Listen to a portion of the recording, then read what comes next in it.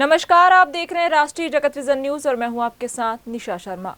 रायपुर के नकटी गांव में बुलडोजर चलने के बाद सरकार और भाजपा नेताओं के दावों पर अब बड़े सवाल खड़े होने लगे हैं। जिस कार्रवाई को अब तक केवल अतिक्रमण हटाने की प्रक्रिया बताया जा रहा था, उसी मामले में साल 2024 का सरकारी पत्र सामने आने से पूरे घटनाक्रम की तस्वीर बदलती दिखाई दे रही है।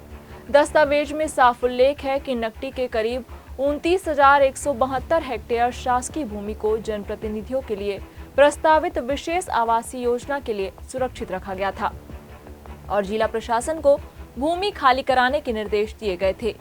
देखिए लेटर में क्या लिखा है। छत्तीसगढ़ शासन के आवास एवं पर्यावरण विभाग द्वारा अक्टूबर 2024 में जारी इस पत्र में रायपुर कलेक्टर को निर्देशित किया गया है कि ग्राम नकटी पटवारी हल्का क्रमांक 77 की 29,172 हेक्टेयर शासकीय भूमि को जनप्रतिनिधियों के लिए प्रस्तावित विशेष आवासीय योजना के लिए उपलब्ध कराया जाए। पत्र में उल्लेख है कि संबंधित भूमि पर पहले से ग्रामीणों द्वारा अतिक्रमण कर कच्चे पक्के निर्माण किए गए हैं और समय के साथ अतिक्रमण बढ़ता जा रहा है। विभाग ने चेतावनी दी है कि इससे योजना के क्रियान्वयन में बाधा उत्पन्न होगी, इसलिए अतिक्रमण हटाकर भूमि का शीघ्र आवंटन सुनिश्चित करने को कहा गया है। ऐसे में सवाल उठ रहा है कि क्या 29 जून को 80 से अधिक परिवारों पर चला बुलडोजर केवल अतिक्रमण हटाने की कार्रवाई थी या फिर विधायक कॉलोनी का रास्ता साफ करने की तैयारी। यदि भूमि पहले से विशेष आवासीय योजना के लिए चिन्हित थी तो फिर जनता को पूरी सच्चाई क्यों नहीं बताई गई। भाजपा प्रदेश महामंत्री नवीन मार्कंडे सहित कई नेताओं ने कांग्रेस पर राजनीति करने का आरोप लगाया है, लेकिन अब सामने आए दस्तावेज विपक्ष को सरकार पर हमला करने का नया हथियार दे रहे हैं। देखिए क्या कहते हैं भाजपा के नेता। 20 में इसका स्क्रिप्ट कांग्रेस की सरकार, भूपेश बघेल उस समय थे, उसने रचा है। उस समय हाउसिंग बोर्ड को सामान्य आवासीय कॉलोनी तैयार करने के लिए ये 2020 में प्रक्रिया शुरू हुआ। 2020 में जो प्रक्रिया शुरू हुआ उसमें शासकीय रूप से ये प्रक्रिया हाउसिंग बोर्ड के द्वारा ज़मीन मांगा गया। ज़मीन पर वहाँ के पटवारी आरआई तहसीलदार के द्वारा चिन्हांकित किया गया।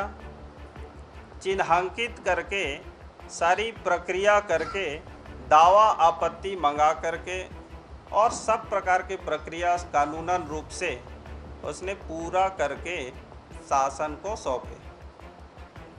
अब सवाल उठता है, क्या प्रेस कॉन्फ्रेंस पर कांग्रेस की भूपेश सरकार पर आरोप लगाने और नकटी और राज्य की जनता को दिग्भ्रमित करने वाले नेता अब जनता और भूपेश बघेल से माफी मांगेंगे? 40 वर्षों से निवास कर रहे थे, जिनके नाम से आधार कार्ड बना है, जिनके नाम से राशन कार्ड बना है, जिनको प्रधानमंत्री या इंदिरा आवास मिला है, बिजली पानी मिला है,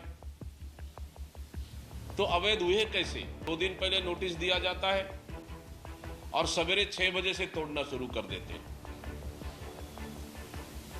और साथ ही सिर्फ विधायक और अधिकारियों के लिए निवास बनाने के लिए गरीबों का घर उजाड़ना, ये कहां का न्याय संगत है? राजनीतिक गलियारों में चर्चा है कि पार्टी के भीतर भी इस कार्रवाई को लेकर मतभेद है और कुछ नेता गरीबों को बेघर कर बनाई जाने वाली किसी भी योजना से दूरी बनाने की बात कह रहे हैं।